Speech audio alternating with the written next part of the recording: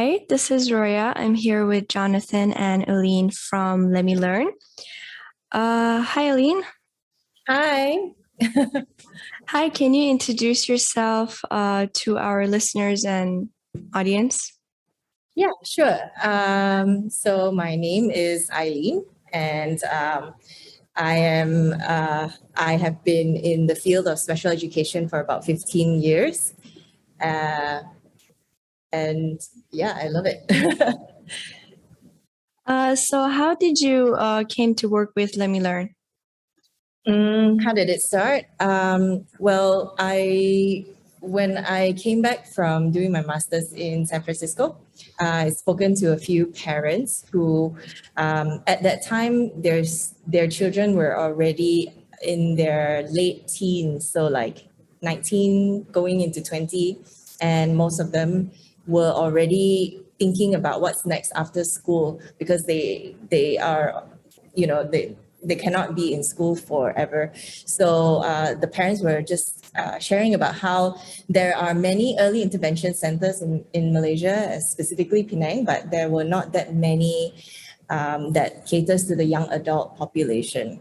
So I remember just thinking back to my time in San Francisco where the people with autism are pretty independent and they're able to take the bus and go out and work and have families and just live a very normal life. So I felt that, and the professors that taught me also were very much into inclusion. So I decided to start this to cater to the young adult community, and I made it inclusive as possible.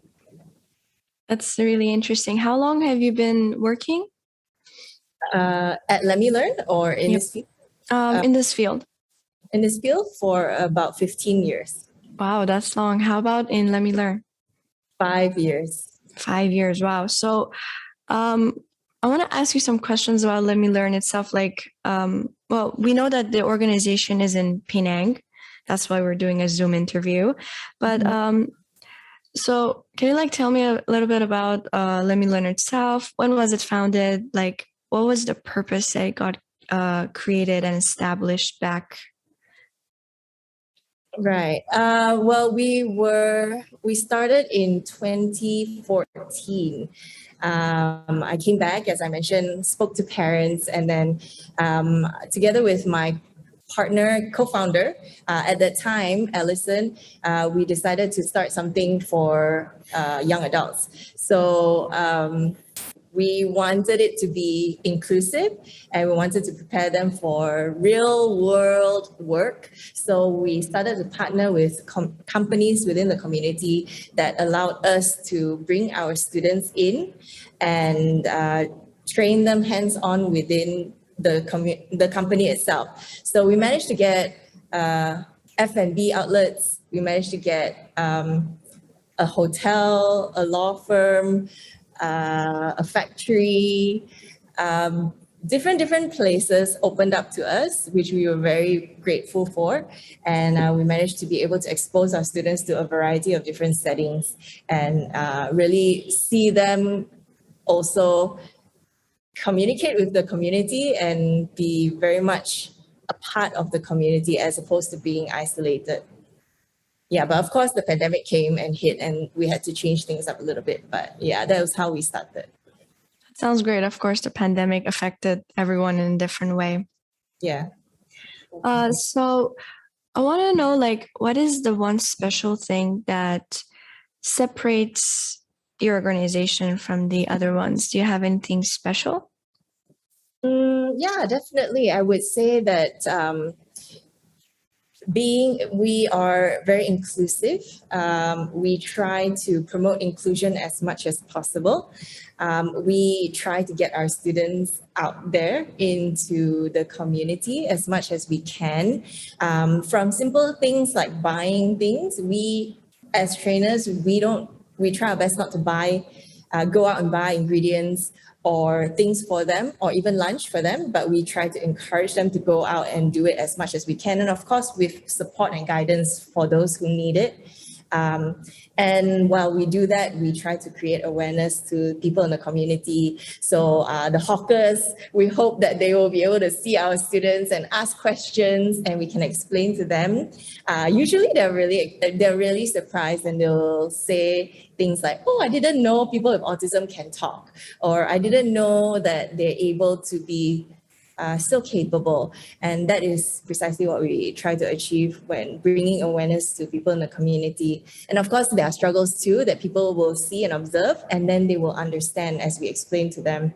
So I do think that us bringing them out there to experience life and to be immersed in the community is something that sets us apart from many other places, perhaps.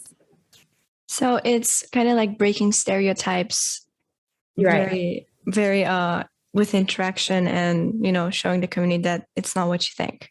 Yes, exactly. That's really great. How many kids you get to help like per year?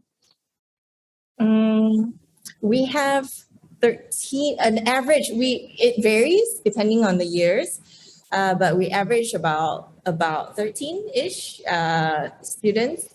And then we do have certain small groups that we do. So in total, maybe about 20 plus students. Wow, that's really great. Do you like usually help kids from a young age? Do they like come with their parents, or they're all a bit older? We want to cater to those who are older. Older. Well, yeah, we focus on those who are 18 and above. Mm-hmm. But we do have small group classes for those who are in their teens, so 13 and above. How do usually like parents from the smaller groups respond? How do they respond? Yeah, like to the like seeing either a positive change, or are they not acceptable? Like how are the families usually act when they come in the community, even though their children are a bit older? Okay, I will let Ben answer this question. Maybe Ben, you want to jump in? Hi, my name is Ben. I'm one of the trainers in LemmeLearn. Hi, nice to meet you. Is it okay if you come a little bit forward to the microphone? Thank you. Can you all hear me better now? Yes, thank you. Okay. So your question was, how will the families respond towards what we're doing, right?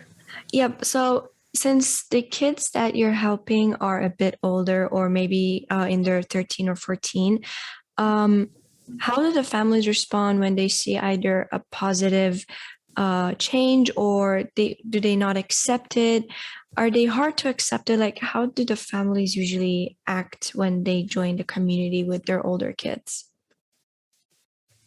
So you're referring to the younger ones, or generally all of our students? Mostly generally, but since you mentioned that your kids were usually 18 plus, I guess like 18 plus, the parents are a little bit separated since they're adults, or I don't know, like generally I'm asking. Okay, so generally our students, I would say their parents are quite supportive in what we are doing. Yeah, so we have some activities that we require, like the parents, we'll ask the parents to help keep track of the students' progress at home. For example, let's say we teach the students a topic on personal hygiene, then we will have like a home tracker for the parents to fill to keep track of the progress of our students. Because when the students learn the skills here in our center, we not only want them to practice here, but also at home as well, so they can really master the skill. Yeah. So some parents, they are really supportive. They give us feedback. What are the things that the kids can do and what can be improved, and that's where we move on to troubleshoot how to help the student improve in that area. Yeah. Does that answer your question? Yep. So basically, practice makes perfect. If they practice at home, it will help them improve. So we want the practice to be done at home, not just in our center, so that they can learn. So, given that you have around 20 students or at that number per year, how many staffs usually you have? Do you have like one-on-one classes with the students, so therefore you have same amount of staff per student, or are they usually more? I can take, yeah. Sorry. Yeah, I can take this question. We do not, we usually have recently we've had more staff, but we have both part-time and full-time staff. We currently have 5 people on our team. 3 of us are full-time and the other 2 are part-time. We do not really have one-to-one sessions with the students. We teach them within small groups. So therefore we are able to function with not the exact same amount of staff to the student ratio. Yeah. So it's a small community that you have in your organization. It's not very big. Yeah, it's not very big. Is it hard to work with a low number of staff?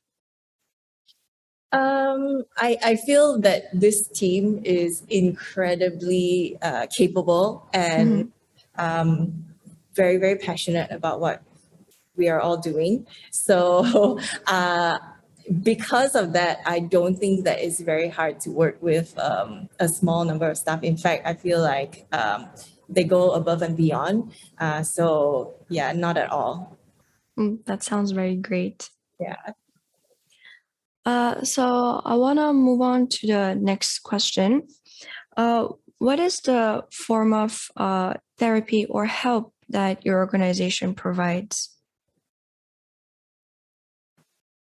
Okay. Currently, we do a method of it's inspired by DIR floor time. I've personally gone for training on it, but I'm not certified in DIR floor time because the whole process is pretty lengthy. But we basically follow the student's lead and we use it to foster communication, emotional regulation, and to build confidence, which I would say that every single person in our team is able to do this very well. In fact, I think the students always feel like they can always share their interests with us and the things that they enjoy, and they lead us to the things that they love. And we use that to build upon it and help them to engage within skills and to learn more and strengthen skills. We also use a program for social communication called social thinking. I'm not sure whether you guys have heard of it.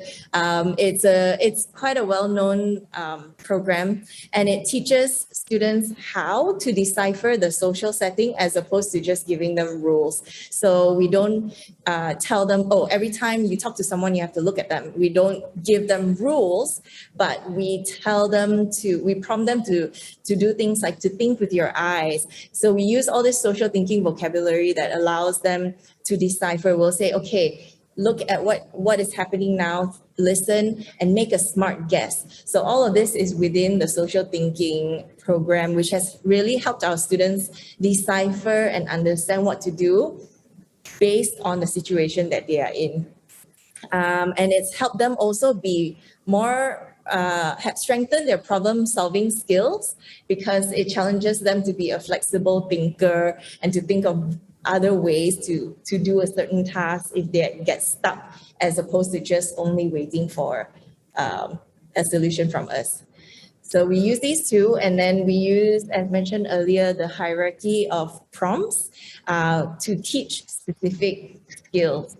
So if we're trying to teach them how to, let's say, clear tables at a restaurant, that we would use the hierarchy of prompts to get them to, we would have the higher prompt level first and then slowly fade our prompts.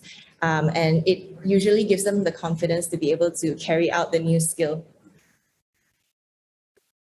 That sounds really interesting. I have kind of a question. Since our last interview, we talked about ABA. Can you tell me the difference of this method and ABA? Because I think I'm also a little bit confused, but so our listeners can also like understand the difference. Because to me, for someone who hears this for the first time, they sound a little similar, but not fully. That's a good question. So, okay, the hierarchy of prompts is within ABA. So it is an ABA-based methodology, but DIR floor time is not. So floor time is it's more relationship-based, and ABA is a lot more prompt and consequence based. So you definitely get a lot more structure with ABA, and you have very clear goals that you want to achieve. And within that setting, you're able to get quite a bit of results because everything is calculated and structured. And I think it is one of the very well-known and effective methods to teach people with autism. Floor time is also evidence-based and research-based, so it does provide great results as well. But because it's relationship-based, you see less structure in it. And perhaps you, as a trainer, we have less control over outcomes.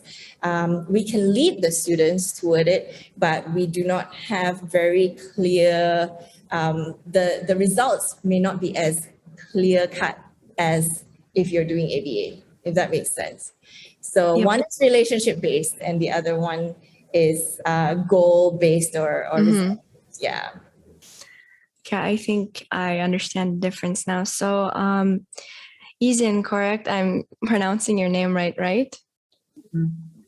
So, we have a student here with us, and I want to like ask you some questions because, if I'm correct, you also went through this program, right?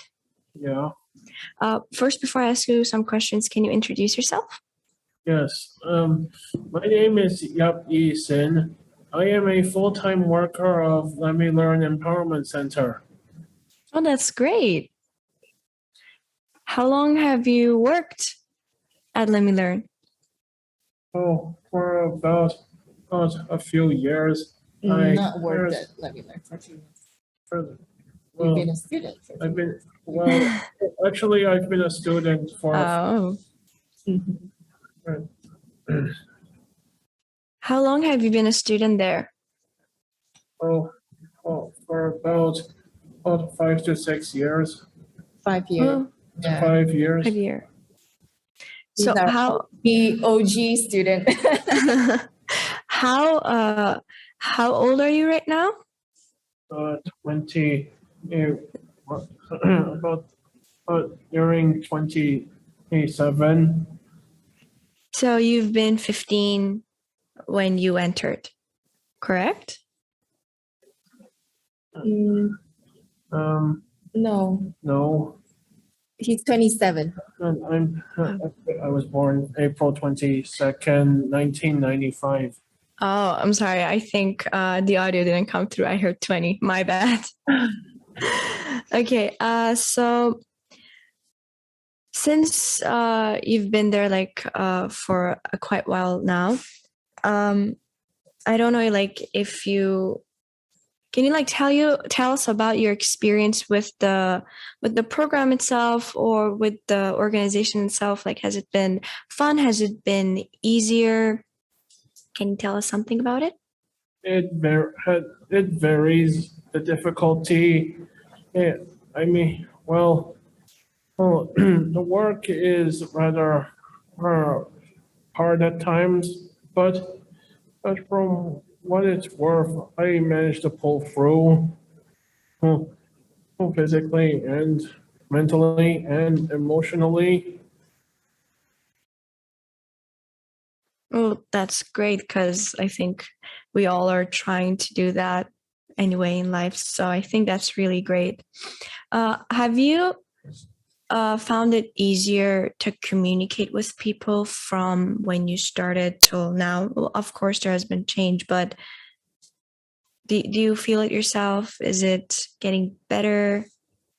What do you think? More or less, I prefer messaging online to people.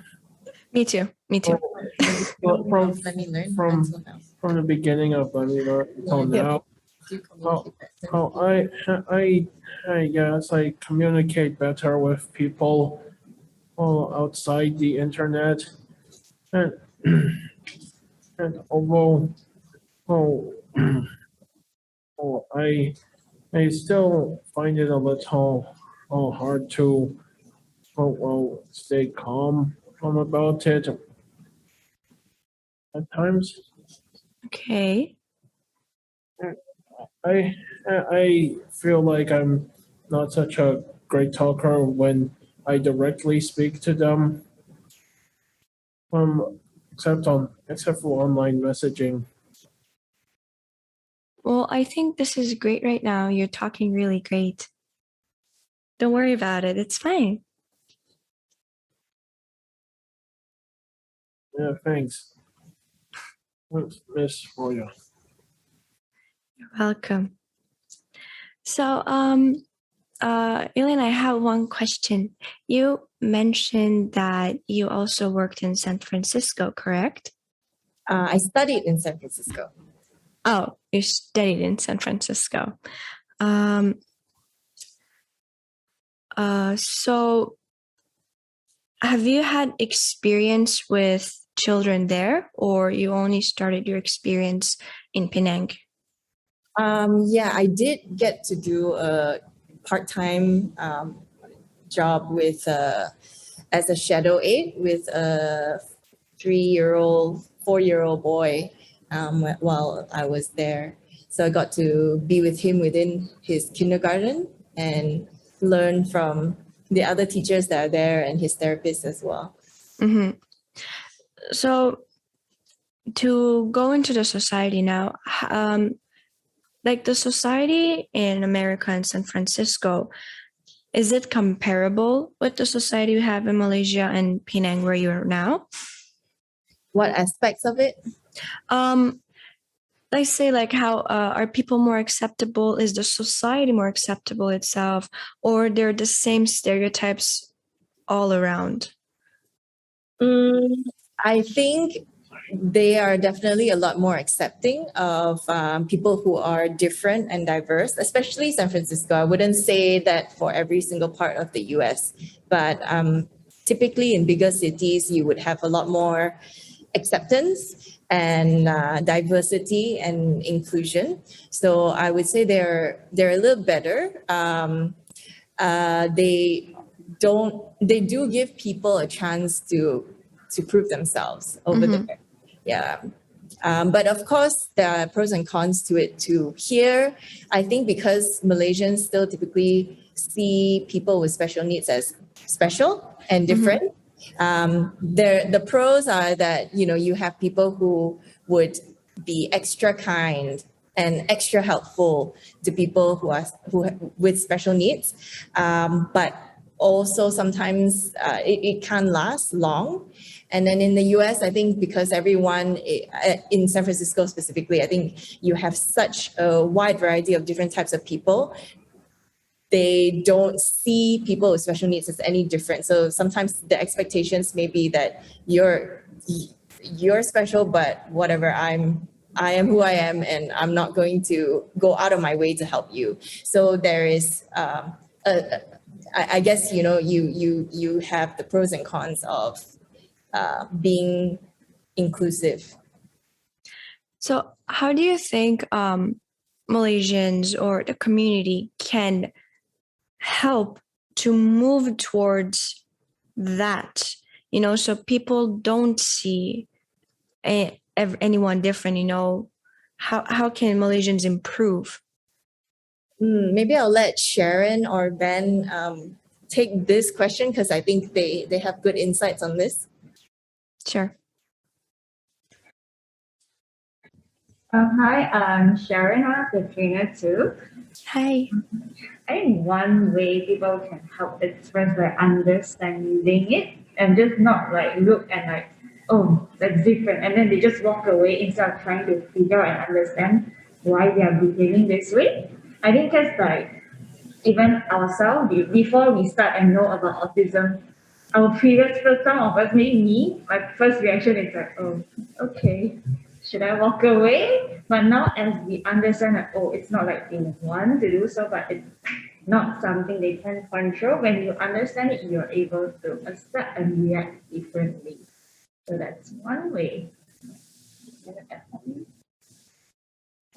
To add on to what Sharon said, I think as an employee or someone who works with individual with special needs, they can learn to trust them instead of thinking, I think first sometimes we will think, oh, this person has special needs. Okay, maybe don't let him try the important task or don't let him try this, don't let him try that. But I think they can learn to give them chance to try it out and not to go to a conclusion where, oh, I'm sure they cannot handle this, they cannot handle that. So I think having an open mindset towards them that they can learn a certain skill or task would be good for the people. Yeah, so that's all from me. Thank you. So I want to thank your organization for agreeing to do an interview with us because we learned a lot about your organization, the society itself, and we get to talk with all of you guys, and we got to talk with we got to talk with Yizin also. So I'd like to thank you all for coming today. And this was me, Roya, and John with Let Me Learn. And thank you so much for coming today. Thank you so much for having us, Roya and John. Thank you. Thanks, guys. So, Yasin has been with you guys for what, 10 years, right? No lah. Five. 5, my goodness, my memory's horrible. 5 years. So he came in when he was what, 22? Nearly 6 years. He came in when he was 22, correct? Oh, all right. Was he doing any other programs before this? Were you doing any other programs before coming to Lemme Learn? Oh, Can you go closer so they can? well, there were a bunch of social classes I took, like Miss Chia, Mhm. and well, that's about it. Yeah, so I think prior to Lemme Learn, Yusin spent a lot of time at home playing video games and Okay. Bring the internet. surfing the internet. Yes, Okay. but not much was available for him at that time. Right. Understand. And he was one of your earliest students, right? Let's say. Yeah. So he mentioned working at Lemme Learn. He only started working at Lemme Learn this year as a full-time staff. Okay. Prior to that, he was a student. So we felt that he is independent enough. Do you want to tell everyone what you do at Lemme Learn? Usually for the most part I help clean up Okay. and handle kombucha, including sterilizing bottles. You make the tea as well? Yeah, Yeah. So he basically is our chief kombucha brewer. Damn. Yeah, we have a line of kombucha called Let Me Drink Kombucha, and Yisin does pretty much everything, right? Most of everything at kombucha. So he'll sterilize the bottles. What else do you do? I also clean. Brew the tea? Yeah, also brew the tea. And he'll fruit the fruits and put it in for second fermentation, bottle it.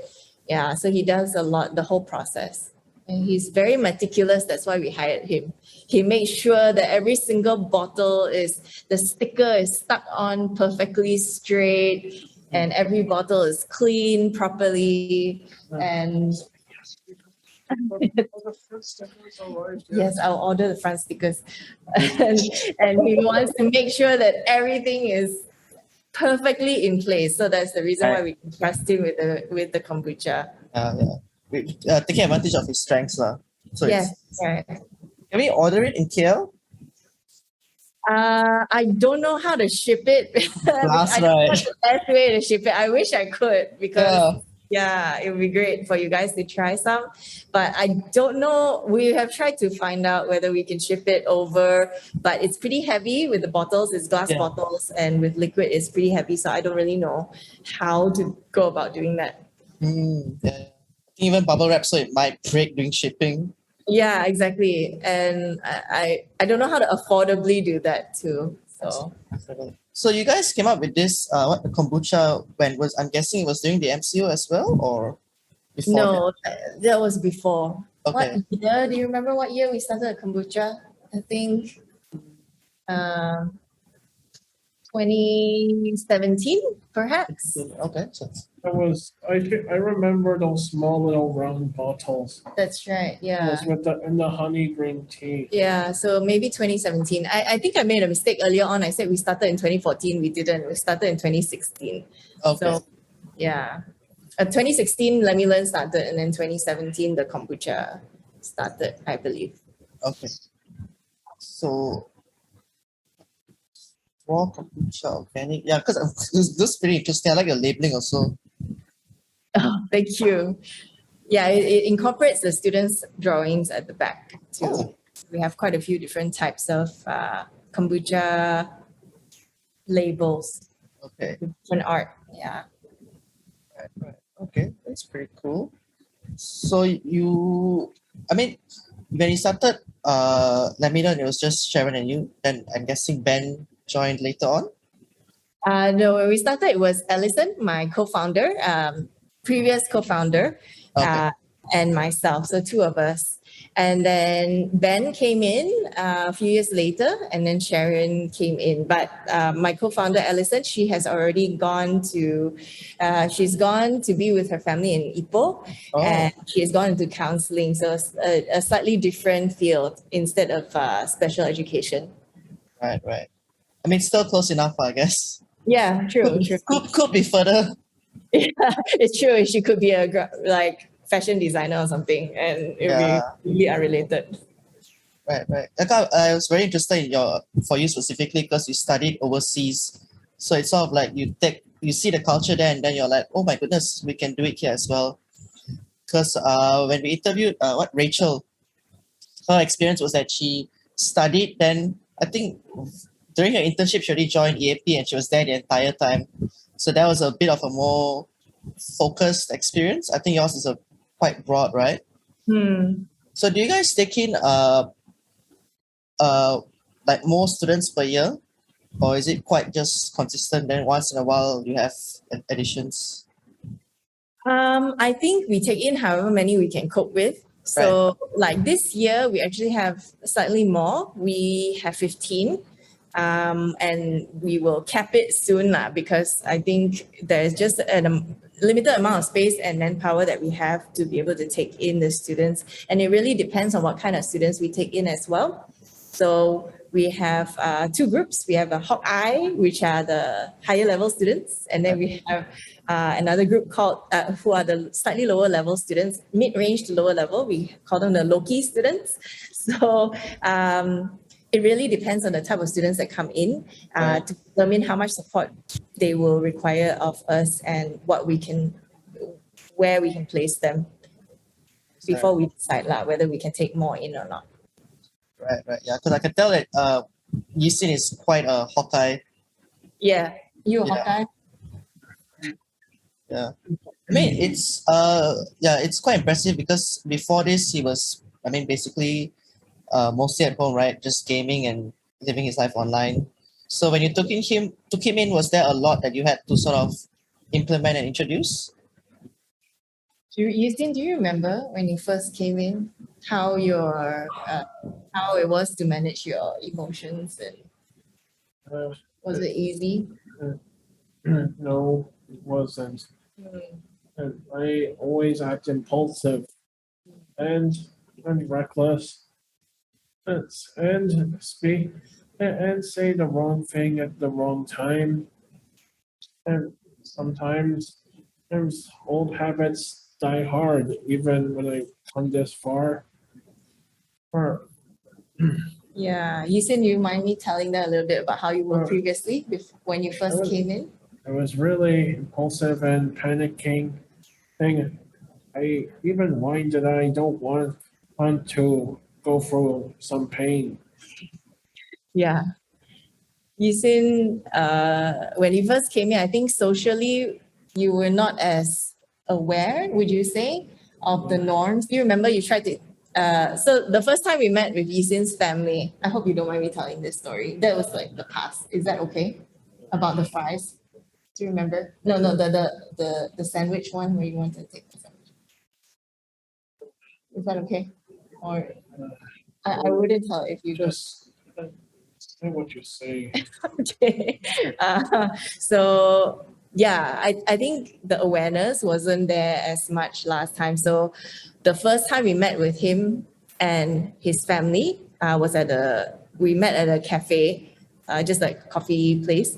And I was rushing from somewhere else. So I had eaten lunch and I left like a plate with a bit of half-eaten sandwich. So I remember Yisin staring at the plate and then slowly his arm reached out and then he was gonna take that last piece of sandwich from my plate. So obviously that is socially unacceptable because I just met him that day and he wasn't part of the meal and he was just sitting there trying to grab it. So I remember having to tell him, oh, Yisin, if you're hungry, you can ask your mom to buy you a sandwich inside. So he didn't realize that he was like, oh, I'm sorry. Oh, and then he went in. And I think that time was the Pokemon Go craze, where everyone was like catching Pokemons. So I remember him like leaning over this stranger, like this random group of young people standing there catching their Pokemons, and he was like leaning his head over to have a look at what Pokemon they were catching. And I remember that group of young people were like, oh, what are you doing? Why are you coming so close to me? And why are you leaning your head so near to mine, trying to look at my phone? So I think that all these things he was not aware of at that time. But I'm fairly confident he would not do that now. I think he has armed himself with more understanding of what other people may think, and he wouldn't do that. Yeah, but he was still working on certain things in terms of emotional control. But in terms of like understanding what is appropriate to do when it comes to food or somebody else's phone, I think he has learned and understood better. How long did it take, like roughly, to start seeing progress or development? I don't know. I can't remember. For Yisin, I don't know. Yisin, it's not linear. It's definitely not a linear. You can't graph it in a linear way. It's up and down. I'm trying to change for the better while I can still be myself. Right. True. I can understand that. I think we all struggle with that, not just you. And sometimes even though I'm still young, I'm still youthful in this new maturity. I feel old. Yeah.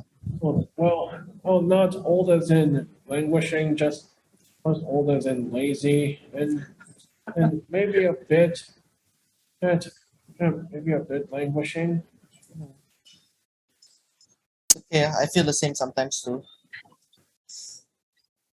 All right.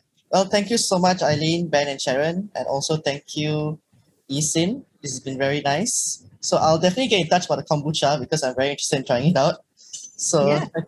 thank you so much, guys. Yeah, thank you so much, Jonathan, Raya. Thank you. Bye. Bye. Thank you. Bye. Bye.